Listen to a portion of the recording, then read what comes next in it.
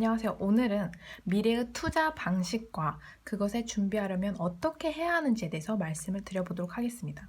이건 제 개인적인, 제가 미래학자도 아니고 경제 전문가도 아니지만 저만의 생각이지만 거의 빼박이다 라고 말씀드릴 수 있을 것 같아요.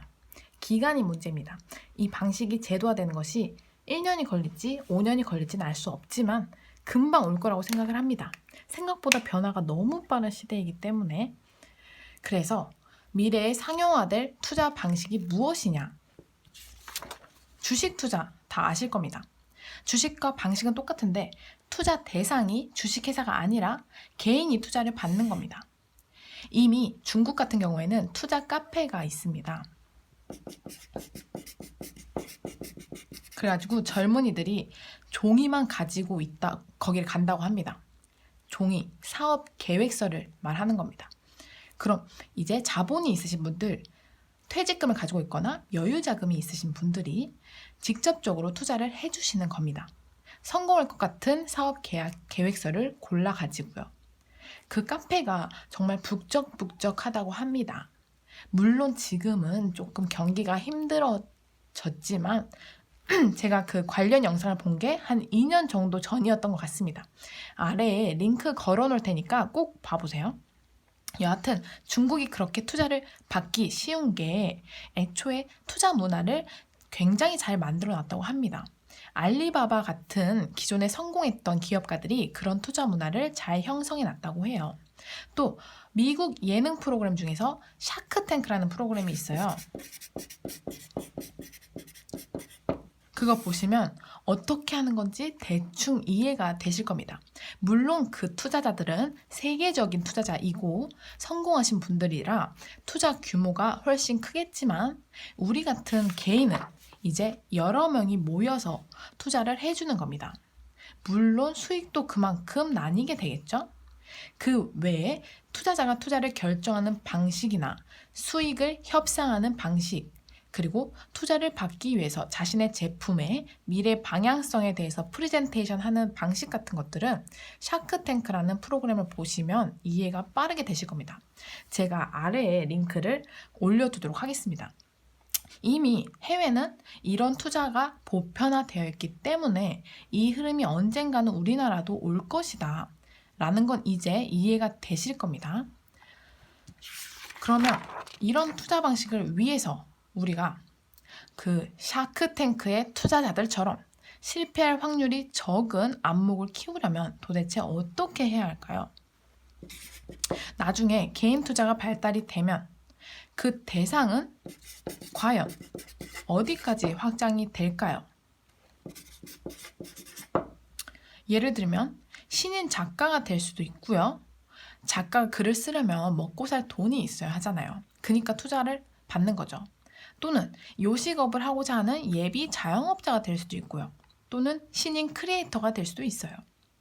그렇다면 베스트셀러 작가가 될 사람을 잘 골라내야 되는데 아무래도 책을 많이 사본 소비자가 관심이 없는 소비자보다 판단하는데 더 수월할 거고요. 음식에 관심이 없는 분보다 있는 분이 자영업자를 잘 판단을 하실 거고요. 유튜브를 많이 써본 사람이 사용 안 해본 사람보다는 잘 판단을 하겠죠. 한 가지 실제 예를 링크 달아 놓을게요. 대학교 교수님들을 평가하는 사이트가 있다고 하는데요. 그 사이트를 대학원생들이 직접 만들었다고 합니다. 대학교에 들어가려는 학생이나 대학원에 들어가려는 사람에게는 그 사이트가 정말로 유용하다고 해요. 그러니 나중에는 모든 예비 대학생들이 이용을 하게 되지 않을까요? 이러한 미래성을 보고 투자를 결정을 하는 거죠. 만약에 그 사이트가 투자를 받게 된다면 이제 시장을 우리나라뿐만 아니라 해외로도 얼마든지 입지를 키워나갈 수 있는 거고요. 여기까지 결론은 누가 투자를 잘할 것이냐? 결론은 직접 사용해본 사람 또는 직접 경험해본 자가 잘할 것이다 라는 그런 뻔한 결론을 말씀드리고 싶었습니다. 뻔하지만 정말 어렵죠. 우리가 모든 걸 다 직접 해볼 수는 없으니까 그러면은 간접 경험을 하는 게 중요할 것 같고요. 그렇다면 구체적인 방법은 직접 경험한 사람하고 이야기를 많이 해보는 게 가장 좋고요. 그 다음에 책이나 영상 같은 거, 유튜브 같은 거 있잖아요. 그걸로 간접 경험을 하는 것이 이제 도움이 되겠죠.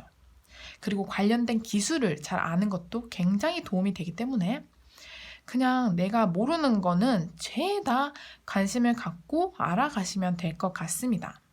분명 그 시간들이 모이면 언젠가 잭팟을 만들어줄지 모르는 마치 건강보험처럼 낼 때는 좀 아깝게 느껴질 수 있지만 분명히 그 보험들이 얼마 못 가서는 수익을 내줄 겁니다.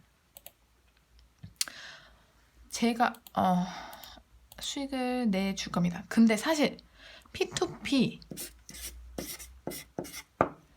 하는 플랫폼이 이미 많이 있어요. 제가 그러니까 말씀드린 게 P2P 사업이라고도 할 수 있거든요. 이 P2P 플랫폼이 이미 있습니다. 8%라고 우리나라에 있더라고요. 제가 링크에 걸어놓을 테니까 한번 봐보세요. 근데 제가 오늘 말씀드린 방식은 이 8%의 P2P 플랫폼하고는 다른 방식입니다. 의미는 이게 개인 대 개인의 투자라고 해서 의미는 똑같아요. 하지만 수익 모델이 이 8%는 빌려준 돈에 대한 이자, 정해진 이자를 받는 거고요. 제가 말씀드린 방식은 빌려준 지분만큼 해당 사업이 벌어들인 순이익을 갖는 겁니다. 그러니까 정해진 이자를 수익으로 얻는 것과 순이익을 수익으로 얻는 것은 다른 겁니다. 그러니까 이것은 운이 좋으면 인수합병이 돼가지고 목돈으로 이익금이 들어올 수도 있는 거고요. 운이 나쁘면 사업이 망해서 원금을 잃어버릴 수도 있어요. 그럼 너무 위험한 거 아니냐? 누가 그런 걸 개인이 하겠냐? 라고 한다면 그 위험을 줄일 수 있는 방법도 또 이미 다 있습니다. 이 8%가 실제로 사용하는 방법이 있습니다. 예를 들어서 투자금이 1,000만 원이다 하면 투자자 한 명당 1,000만 원에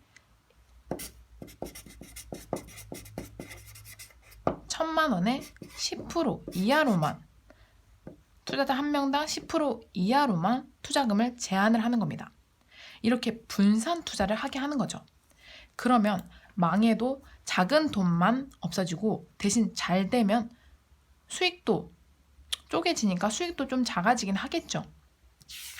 그렇게 하면 내가 만약에 1,000만 원을 모았어요. 1,000만 원이 있다고 치시면 분산 투자를 이제 할 수 있는 거죠. 만약에 500만 원이 필요로 하는 사람이 있다 하면은 10만 원도 2%의 지분을 갖는 거예요. 그러니까 내가 10만 원만 투자를 했지만 2%의 수익금을 얻을 수 있는 거예요. 나름 의미가 있는 퍼센트예요. 그리고 내가 만약에 1,000만 원의 목돈이 있다 하면은 10만 원만 투자를 할 수도 있는 거고 20만 원만 할 수 있는 거고 다 내 마음대로 이렇게 분산 투자를 할 수 있다는 겁니다. 그러면 이 기업이 망해도 어느 한 곳에서 잭팟이 터질 수 있으니까 이게 위기 관리가, 리스크 관리가 된다는 겁니다.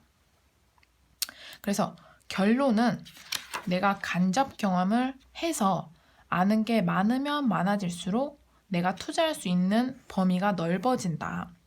그러니까 평소에 드라마를 보든지 쇼핑을 하든지 여행을 가든지 모든 것에 관심을 가지자라는 그런 심심치 않는 결론이었습니다. 특히 8% 영상 링크는 꼭 봐보시길 바랄게요. 그 자영업 사장님 보고 진짜 저는 감동을 받았거든요. 그럼 오늘 영상이 좀 길어서 이만 끊겠습니다. 좀 볼만 하셨다 하시면 좋아요 부탁드리겠습니다.